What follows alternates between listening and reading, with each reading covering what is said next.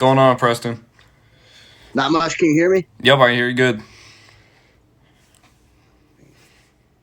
Should have had this downloaded before. How you doing? How you doing? I'm doing pretty good. How about yourself? I'm great. All right, so I don't got too. I got like 10 questions. Shouldn't take much time. Okay, I'm in no rush. All right, so my first question is: you coming off loss to Trevin Giles in March of last year. You took a few months off. What have you most improved on, and since we last saw you? A little bit of everything. I have a good MMA coach, Roberto Cortero, and he's just kind of been helping me sharpen my game everywhere. Grappling, wrestling, just more control when it comes to grappling, keeping the guys down. That way I can ground and pound whenever the opportunity presents itself. Been working my striking a lot. I started working with a new boxing coach, Gene Batista. I've got the best teammates in Jacksonville: Trey Waters, Stephen Coslow, Corey Taylor. Um, so that's kind of the adjustments I've made over that time. And then again, taking a little bit of time away for myself and just get some things in my own life back in order. All right, and then my second question for you is: you fought in San Antonio last, and you fought in the Apex. How is the difference for you in energy from a smaller crowd to a packed out stadium? Is it any difference in your fight game? I don't think there's a difference in my fight game. I will say that I definitely enjoyed the crowd. Whenever I've been visualizing this stuff for 10, 15 years now. So whenever I would visualize, you visualize walking out in a stadium with a crowd and everything else. So my first two fights at the Apex, it was real quiet and everything else. But then when I fought in Texas, it was just surreal to kind of stand inside of that hallway waiting to walk out. And then when you do walk out, you see the crowd and the energy, people reaching down, just wanting to touch you and everything else. So I definitely prefer the crowd. I don't think it's going to make me fight any differently. But it was definitely surreal, and it was my dream coming true whenever I did walk out in front of that crowd. So, kind of going back to San Antonio, or not San Antonio, your second fight. How did it feel to get your first UFC win? Oh, yeah. Yeah, the emotions were high.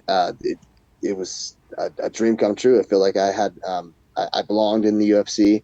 The D-Rod fight I took on short notice, and it didn't go my way. But getting that first win, it felt like I was actually there. I'm actually in the UFC now. I'm actually winning in the UFC. I belong in the UFC, and it was just kind of reaffirming to me that. Okay.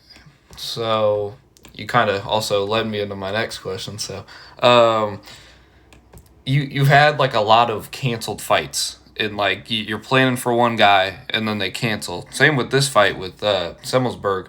So, how much like change in preparation does that do for a UFC fighter? I'm constantly training everything, and again, I have a lot of great training partners. So I have guys that also fight in the UFC, such as Trey Waters, and he studies a lot of the 170ers because that's his weight class. So he already knew who Matt Samuelsberger was as soon as I got scheduled to fight him. And going from fighting Basil Hafez to fighting Matt Samuelsberger is kind of a big style change. Basil was more of a grappler, and Semmelsberger is more of a 1-2 guy, stand up fighter. So it definitely kind of changed the way I'm going to approach the fight.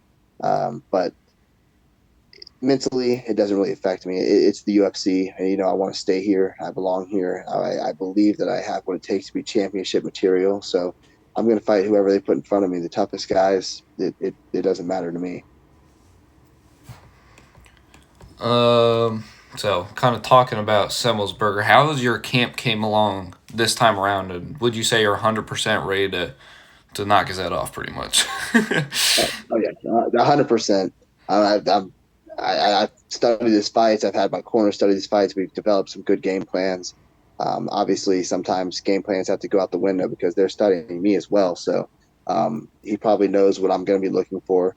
So yeah, I'm going to have to adapt just like every fight. You go in there in a perfect world, the game plan works out perfect, but that very rarely, if ever, happens. So I'm ready to adapt and overcome if need be.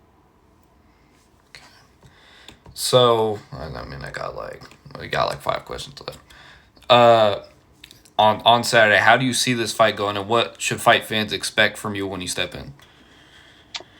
What they always see from me. I'm an exciting fighter. I pride myself on that. I'm always going for the finish, even in that Giles fight. Maybe I shouldn't have gone for the finish as hard as I did in the third round.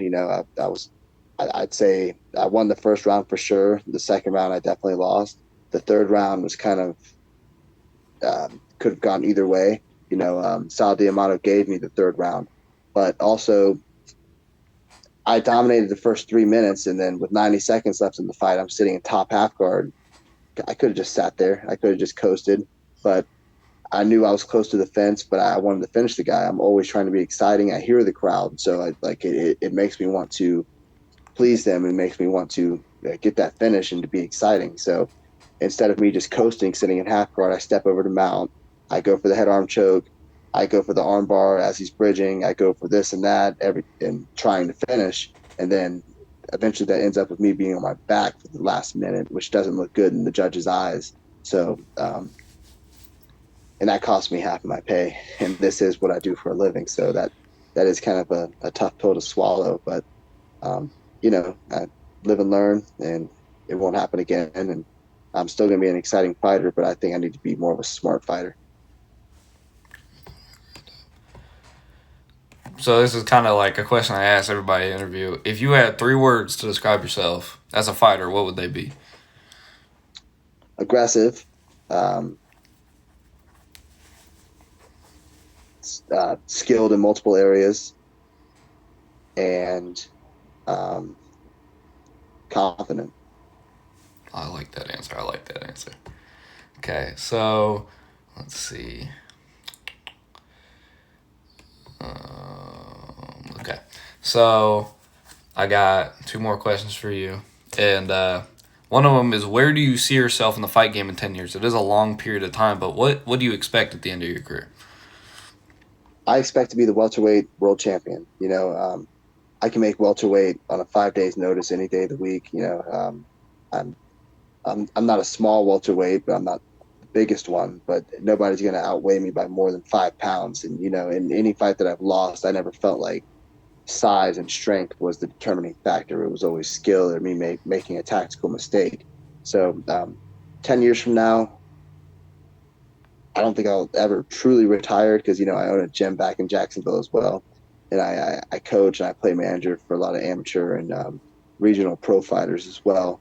So I see me being the belt holder within the next 3 years, hopefully.